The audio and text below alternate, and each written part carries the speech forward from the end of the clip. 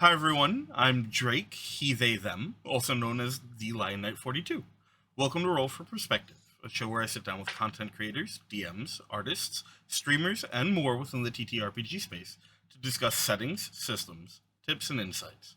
For this episode, I'm sitting down with Matthew to discuss his upcoming TTRPG, Spellburn, and the game creation process. Thank you so much for sitting down with me. Why don't you take a moment to introduce yourself and tell us a little bit about what you do in the space?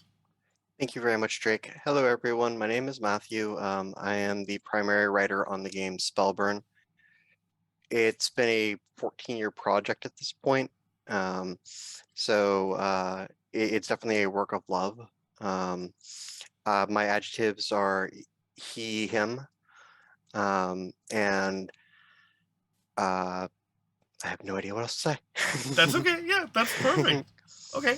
So what is Spellburn? Like the elevator pitch for Spellburn, if you had to explain it to someone. So back in the Bronze Age, magic was discovered and it changes all of history.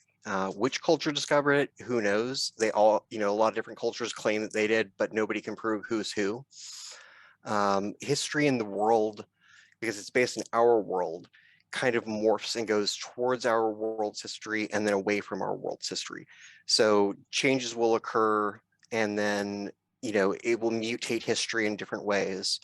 As a good example, North America has 6 nations, not 3.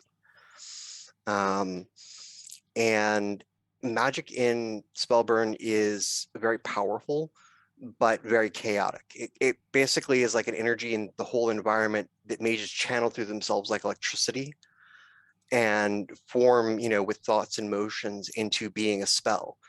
But there's always a chance that a spell could go awry. You could be trying to cast a fireball spell at your enemy and suddenly you heal them instead. It's, Okay, cool. I really like that concept. The sort of mm. chaoticness of magic innately has always been something I'm really interested in, exciting, and exploring.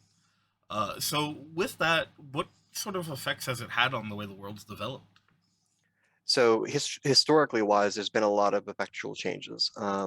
North History wise for North America, where the game is currently set in 1914, there are 6 nations, like I said. Now some of these are all very WIP and being worked on currently because we had 6 nations that were set, and then we basically have decided that no, they all need work. So right now we're working on the USA, which might be renamed to the Union, which is basically what you would think of as the Union states from the Civil War. We have the British American colonies, who basically during the Revolutionary War, which would be what you would consider the American South, basically said, nope, we're staying with Britain. Um, you've got, we're working on the Caribbean right now. We have Mexico, a union is in the draft, which is at the moment a mixture between Mexican and Mexica cultures. Um, they're a very religious society, but very technologically based. We have Vinland, based on the concept that the Viking Vinland colony actually succeeded. Um, and we have a last nation that is currently in the works that I'm not going to go into at the moment because it's kind of top secret. Oh, that's exciting. I always like top secret stuff. Okay, so what was the inspiration for you for designing the setting and the way that magic functions?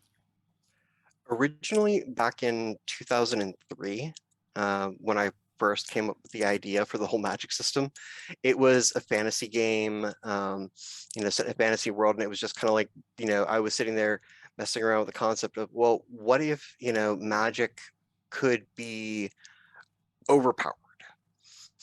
What would it be like? What would it be like if a mage could overcharge a spell?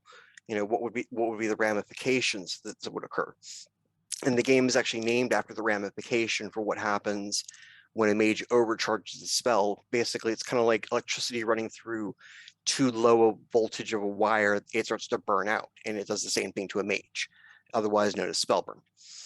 Um, so that was the beginning. And then I started creating a fantasy world around it.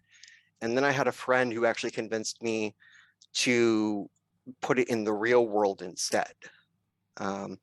Originally, it was set during the Civil War, but I really didn't like that, and it's so overdone. And World War II is so overdone, and everybody ignores World War One. So that's what ended up setting it over there. And I love alternate history. Harry Turtletaub is probably one of my favorite authors.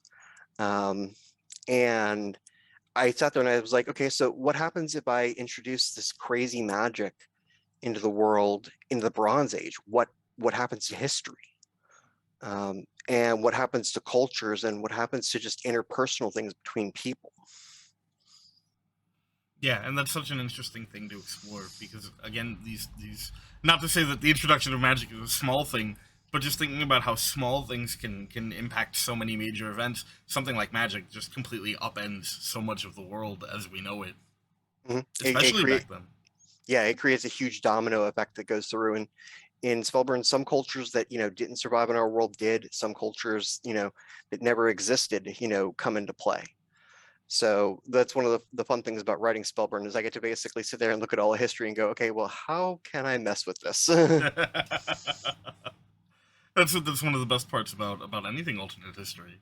Mhm. So, is there a focus on sort of like magic versus technology in the way that like cultures have grown around it, or is there sort of like a marriage of the two? So there's both. Um, there are some cultures that are in the magical societies that at this time in the game in World War One, they have basically their technology is about Revolutionary War era technology. But they strongly embrace magic, and these cultures are very risk tolerant. That they've gotten used to the fact that there's going to be unpredictable things that come along with magic. It just happens. Then there are the technological nations who basically are risk averse.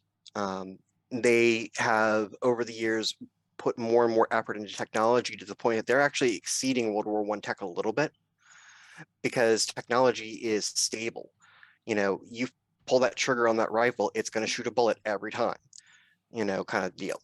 Then there are the adaptive nations where you've got nations like, as an example, Vinland, where they use older era tech because older era tech is easier to enchant with magic.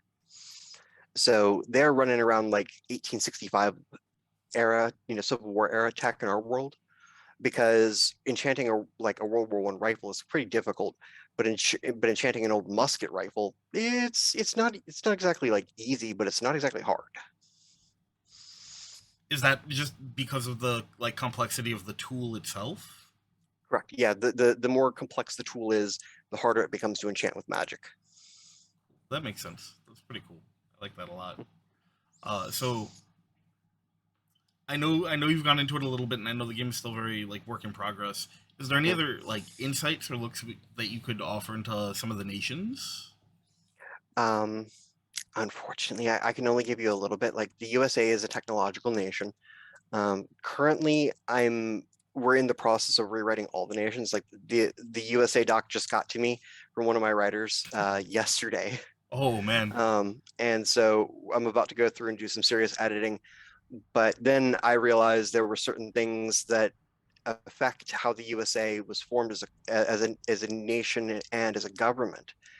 And I just realized those this morning, so I'm going to have to go back through and kind of go, how does the USA look without X, Y, and Z occurring that I can't go into?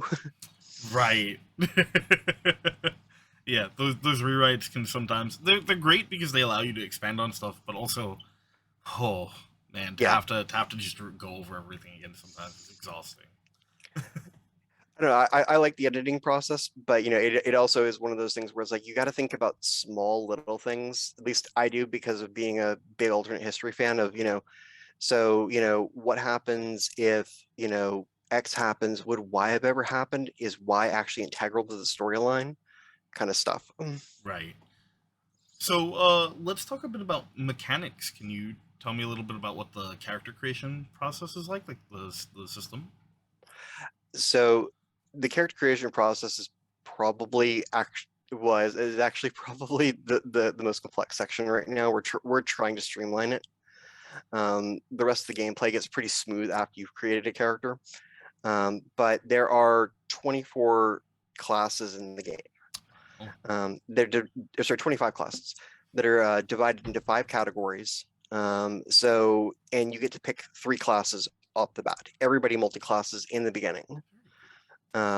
So one of the unique things that we're trying to do is make it so that, no human being in real life is just a cleric. I'm not just a cleric. I'm Matt, I'm a cleric, and I'm a bard, and I'm a couple other things like that. But we tried to make classes that kind of make more sense in the Spellburn world. So everybody multi-classes like real human beings do. And one of the nice things about the game is that we allow you to keep multi-classing. There's no penalty against it. If you want to sit there and you want to hard dive into the 3 classes you get, go for it. If you want to keep picking up new classes, as long as you can meet the requirements, go for it. That's awesome. Do you guys plan on using like a classic leveling system, or is there something else that you're going to be implementing? This game has a level list system, kind of like Vampire the Masquerade. Okay, cool. Sorry, that's my dog Ripley. She's opinionated. That's a good thing. Better that she has her opinions. Are there any races at all within the game, or is it strictly like humans? So there are actually 7 total races in the game. We have humans, then you have elves, dwarves, goblins, gremlins, orcs, and pixies. Now everybody thinks pixies thinks kind of like a Tinkerbell thing. No, they're kind of the halflings of this world, where they're about 4'5" to 5 foot tall. But they do have wings and the possibility of flight. Humans make up 50% of the world. And the siblings, as they're called, those 6 races, were all once humans a long time ago, and they were mutated by magic to being what they are, either by accident and sometimes on purpose. Very cool. That's awesome. So I know you have a specific skill check resolution system too, right? Correct. Can you tell me a little bit about that? So it's a little hard to explain, but I'll do my best. Yeah. I will probably end up comparing it to other games in this particular regard. Vampire the Masquerade was actually a pretty big influence, on some of my systems. But the one thing I hated about Vampire is that there's no intersection between talent and skill. You just keep rolling more and more and more dice, and until you've got handfuls of d10s. Yeah. One of the things that I wanted to get rid of in this system is the handfuls of d10s, and make it so that your attributes are equal to how many d12s you roll, and your skills are what determine your success number, not a variable. Hey, you have 6 difficulty. It's if your skill is 4 or below, you need to roll a 4 or below per dice. If your skill is 10 or below, you need to roll a 10 or below per dice. But 11s always function as soft failures, and 12s are always critical failures. So there's always a chance you can be an expert, you can still fail. Yeah, I always prefer when they do things like that, because taking away the opportunity for failure can really hurt not even just the game overall, but specific scenes as you play, and it can change characters from feeling like living organic beings to just these infallible, just almost godlike figures very quickly. Yeah, and that was one of the things that I wanted to avoid. I basically tried to statistically make it so that you can have talent, you can have skill, you can have either or, but if you have both, you're more likely to succeed regularly, but not a guarantee. Right. So, is there anything else specifically you'd like to go into about the game? Things that I can go into about the game. Yeah. There's so much that I can go into about the game. It's kind of hard to choose from. So probably a fun thing that I can throw out, that's one of the things that I like the best about the game, is that each of the sibling races, they come along with advantages and disadvantages. Each one is unique, and I kind of turn the tables on some of the different stereotypes. Like elves don't live forever in this game. And they actually tend to be kind of more social butterflies than they tend to be, the wise, forever lived elves. Um, but the advantages are there for the players to use at any point in time they choose. The disadvantages are called on by the game master at any point they choose. Um, and like as a good example, orcs are highly, highly competitive. That's one of their big things is that like they thrive on competition. They're no race in this game is evil in any way, shape, or form. They're evil individuals in the world, no evil races. Um, but as a small tidbit that probably most people won't realize unless they watch your interview, is that I actually modeled the disadvantages for every race off of symptoms that I deal with in my own mental illnesses. Very cool. That's Mhm. such an interesting way to provide like insight that most people wouldn't really get otherwise in that, and to Mhm. really make it a personal experience for you every time that you present or talk It, about or play the game. yeah, it helped. It's a good cathartic way of getting things out there, and at the same time, it was also like 10 years ago when I came up with the siblings and started writing them. I remember back then there was the whole D&D stuff about all evil races and everything, and I wanted to get away from that. I wanted them to have problems that anybody could have. So, with the siblings, are they sort of scattered everywhere, or are there places in the world that are like primarily where you would find large cities, towns, groups of any of these particular? So 50 humans make up 50% of the world, Right. because they came first. Um, and the siblings are all scattered, throughout all the human populations. You may find, a small village or town here and there that's maybe, all gremlins. But that's the rarity, not in any way, shape, or form common. All the races live pretty much, elbow to elbow, and the 1.8 billion people on the planet at the time. Cool. So, developing a system is such a huge process too, right? Like, there's so much work that has to go into it for developing a system or setting. What was the process like for you, or what has it been up until this point? So, like I said, I've been working on this one for 14 years, which, on one hand, it's kind of like, wow. And on the other hand, it's slightly embarrassing. But it's given me a lot of time to tweak things and get things more right. And especially, like, I have to say thank you to all the people that I met on Twitter since November who have, enthusiastically helped me out. You guys have, done nothing but make my game better. Um, so the the process has been halting over the years. I kind of tended to work on it for like 3 to 6 month stretches and then put it away. Like I'd get to a point where I'd just be like, I can't figure out how to get around this thing, this mechanic or the storyline issue or whatever, and then I just shelve it for probably 2 or 3 months and just not think about it. And then one day I'd be sitting there in the shower and I'd be like, well, this is how I solve it. And I'd be like, oh, well, okay, I guess we're starting to work again. Yeah, I feel that completely. I've been through that so many times. That and it works. Sometimes you have to step away from it so you can take a break and look at it with fresh eyes. Very much so. So, what are some things that you think people should know before they start the process of creating a system or a setting like this? Well, the first question is are you doing TTRPG light or are you doing TTRPG medium or are you doing, very heavy? If you're light and you've got all the skill sets to put a light game together, you should be good to go. If you're doing medium or heavy, you're probably going to need help. Um, Now, the one warning I will give you on this, and this is a lesson that I have been recently learning very painfully, is if you're new, make contracts.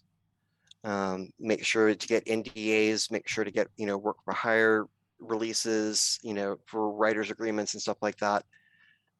It will make your life so much smoother because the one thing that I have learned is that with Spellburn is it takes a village to write a game.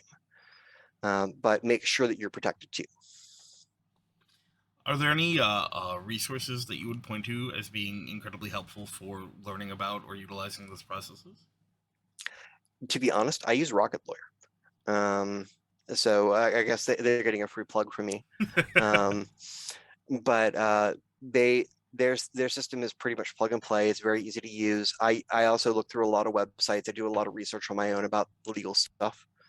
Um, I would also, I guess, on a not so serious note, get your art concepts in line early. However you want to do your art, get it in line early because sometimes finding the right artist can take a little while, but when you do, it's beautiful.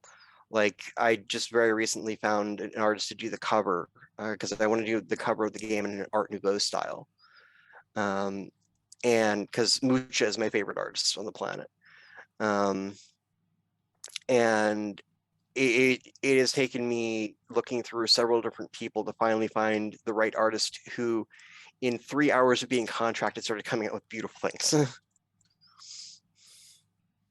Yeah, I know the first time that I've sat down and like talked to an artist, I didn't know how long the process would take, right? And just immediately things start getting to work and being churned out, and it's like, wow, this is if done right, such a smooth process versus some of the other things. I won't lie, seeing like uh, the different concepts starting to come to life is probably to me one of the most exciting parts. Yeah, absolutely. The first couple pieces come in, it's so surreal. Just seeing things that you've been working on, in your case for so long, just having sort of life breathed into them visual through a visual medium. Very awesome. Is there anything else that you would want to talk about or say about developing a game or your experience or really anything at all? um, be kind to your playtesters, especially your friends who are nice enough to put up with being your playtesters. Um, I can't tell you. I have a list that I could go through. It would probably take us the next 30 minutes of people who have been kind to me over the years and play tested. Let me knock around ideas on them. So make sure to buy your playtesters a lot of pizza or something. Um, Other than that, nothing strictly about the game, but I don't know if would you be okay with me plugging the fact that there's playtests going on right now? Yeah, absolutely. Go for it. Okay. So Rainbows and Razor Blades ran production. They are actually this Thursday. Sorry, on May 5th. At 7 p.m. PST, we'll be actually doing the first of four playtests of the system. So we can try and work out the bugs if you guys want to see, a system working out the bugs. That's very cool. Mm, Awesome. And I'll try and include a link in the information down below. Thank you. Yeah, of course. Okay. If you have any more specific questions for me, please go ahead. So I have one, and then I do think we're gonna wrap this episode for now. Okay. Although I absolutely, as we get closer to like a final product and release, I would love to have you back on to talk about some of this stuff again. Oh yes. Uh, so not sort of off topic, but not completely. Yeah. If you had to pick one like currently on the market TTRPG as the one that you enjoy playing the most, is there one that you could point to, or even just a type of TTRPG? Ooh, Yeah, that's it's tough. a tough one. Um, so I don't get to play a whole lot. I'm usually a storyteller, but like most of my time is eaten up by writing. Um, and the only game I'm playing in right now is a 5e game. Um, our GM Wes is amazing. He has built this great world, and I I'm often surprised by 5e because I'm like, this game is so much more complex than anybody gives it credit for. Yeah, absolutely. It exists in such a weird space where some people praise it for being able to do everything, other people will damn it for not being able to do everything, and the reality is it's somewhere in between. My viewpoint is that somebody out there, put their heart and soul into writing it. So, I'm going to give just about any game a chance. Yeah, yeah, absolutely, and that's a great takeaway to have. I mean, Mm. all of these games that are out there have so much love and effort put into them. You know, Spellburn is no exception to that. Hmm. And so it's so cool, just even as a player or as a storyteller or whatever role you take on, being able to look at this thing in front of you and sort of share someone else's passion with the world, which is, I think, Hmm. one of my favorite things about just the entire space. I think you hit it on the head really hard. Right. And I think that's going to do it for us here tonight for Roll Perspective. This has been an absolute treat. Thank you so much for sitting down with me to have this conversation. Thank you so Uh, much. I super appreciate it. yeah, absolutely. You can find out more about Spellburn over at Matthew's Twitter, which will be linked down below. And don't shameless plug time. Don't forget to catch Dice Tray's action over on Twitch Tuesday nights at 8:30 p.m. EST, with complete episodes up right here on YouTube the following Thursday. Thanks so much for watching.